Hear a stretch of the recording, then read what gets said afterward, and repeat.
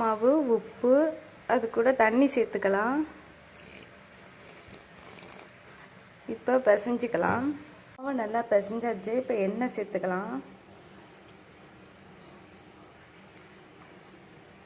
மாவை நல்லா பிசைஞ்சாச்சு. இப்போ நம்ம இதை மூடி போட்டு ஒரு 5 நிமிஷம் இந்த மாவை ஊற வைக்கலாம். பாருங்கள், மாவு நல்லா அரை மணி நேரம் ஆயிடுச்சு ஊறிட்டு. மாவு நல்லா அரை மணி நேரமாக ஊறிட்டு இதை திருப்பி பிசையணும். எவ்வளோ சாஃப்டாக வந்திருக்கு பாருங்கள். இதை நம்ம பால் சைஸுக்கு உருண்டை பிடிச்சிக்கணும். பாருங்க, இந்த சைஸுக்கு உருண்டை பிடிச்சா போதும். மாவு எவ்வளோ சாஃப்டாக வந்திருக்கு பாருங்கள். பாருங்க, இதை நம்ம பால் சைஸுக்கு உருட்டியாச்சு. பாருங்கள், மாவு நல்லா ஊறிடுச்சு. இப்போ நம்ம பரோட்டா செய்யலாம்.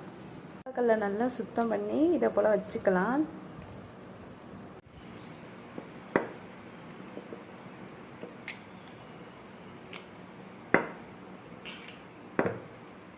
பாருங்க, எவ்வளோ சாஃப்டாக வருதுன்னு.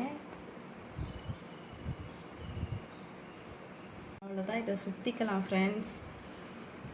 இதை சுற்றிக்கணும். இதை வச்சிடணும். பரோட்டாவுக்கு இதை போல் ரெடி பண்ணியாச்சு. இப்போ ஒன்று ஒன்றா எடுத்து தோசைக்கல்லில் போட்டு எடுக்க வேண்டியதுதான். சூடாயாச்சு. இப்போ நம்ம இந்த பரோட்டாவை போட்டுக்கலாம் தோசைக்கல்ல.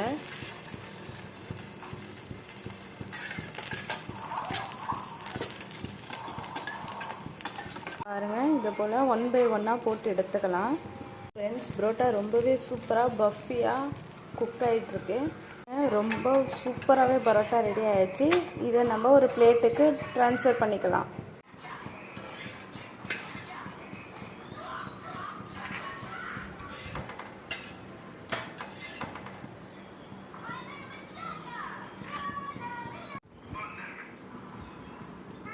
பாருங்கள், பரோட்டா ரொம்பவே சூப்பராக குக் ஆகி ரெடி ஆகிடுச்சு.